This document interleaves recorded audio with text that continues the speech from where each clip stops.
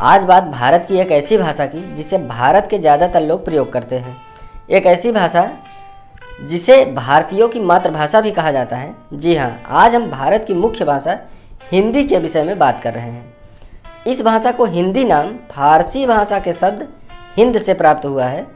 हिंद का अर्थ होता है सिंधु नदी की भूमि। हिंदी भाषा को देवनागरी लिपि में लिखा जाता है।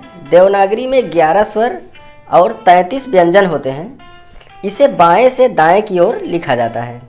हिंदी को भारतीय संविधान ने 14 सितंबर 1949 को राष्ट्रभाषा का दर्जा दिया गया था।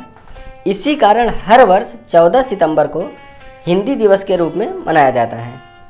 हिंदी भाषा में बहुत सी अन्य भाषाओं का मिश्रण है, जैसे इस भाषा में संस्कृत, अरबी, फारसी तथा उर्दू के बहुत सारे शब्दों का प्रयोग सामान्य रूप से किया जाता है।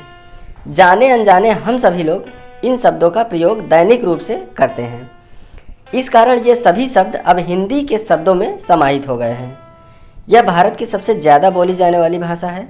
इसे भारत के 75 से 80% लोग ऐसे हैं जो बोलते या समझते हैं।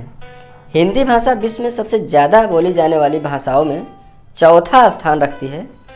हिंदी से ज़्यादा जो 3 भाषाएं संसार में प्रयोग होती हैं वे हैं मंदारिन, स्पेनिश और अंग्रेजी।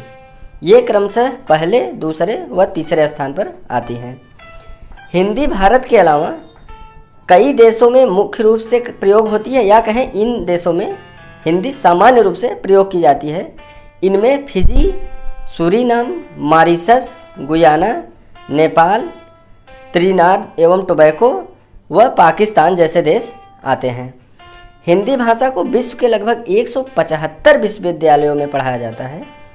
जिस प्रकार अंग्रेजी में सबसे ज़्यादा प्रयोग होने वाला शब्द हेलो है, ठीक उसी प्रकार नमस्ते शब्द हिंदी का सबसे ज़्यादा बोला या प्रयोग किया जाने वाला शब्द है। हिंदी की पहली प्रकाशित पुस्तक प्रेम सागर को 1805 ईस्वी में श्री लल्लू लाल जी ने लिखा था। आज के समय में लगभग हर इंसान इंटरनेट के करीब है। भारत में हर 5 में से 1 व्यक्ति अपना इंटरनेट हिंदी में चलाता है।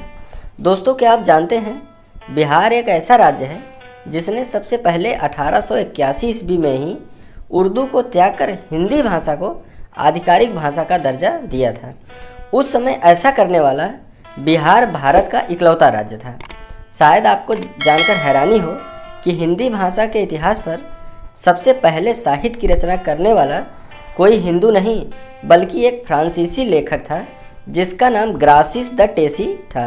1977 ईस्वी में उस समय के विदेश मंत्री रहे श्री अटल बिहारी वाजपेयी ने पहली बार एक बड़े मंच संयुक्त राष्ट्र की आम सभा को हिंदी में संबोधित कर इस भाषा के सम्मान को बढ़ाने का कार्य किया था।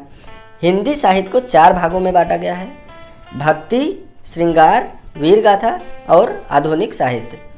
हिंदी भाषा में फिल्मों का निर्माण करने वाली फिल्म इंडस्ट्री बॉलीवुड दुनिया में सबसे ज़्यादा फिल्में निर्मित करती है। दोस्तों, आपको एक रोचक बात बताते हैं। हिंदी में कोई भी शब्द ड़ अक्षर से शुरू नहीं होता है। इस अक्षर का प्रयोग मात्रा के साथ या शब्द के मध्य अथवा अंत में किया जाता है। ऐसी ही रोचक जानकारी के लिए हमारे YouTube चैनल को लाइक करें, सब्सक्राइब करें। धन्यवाद।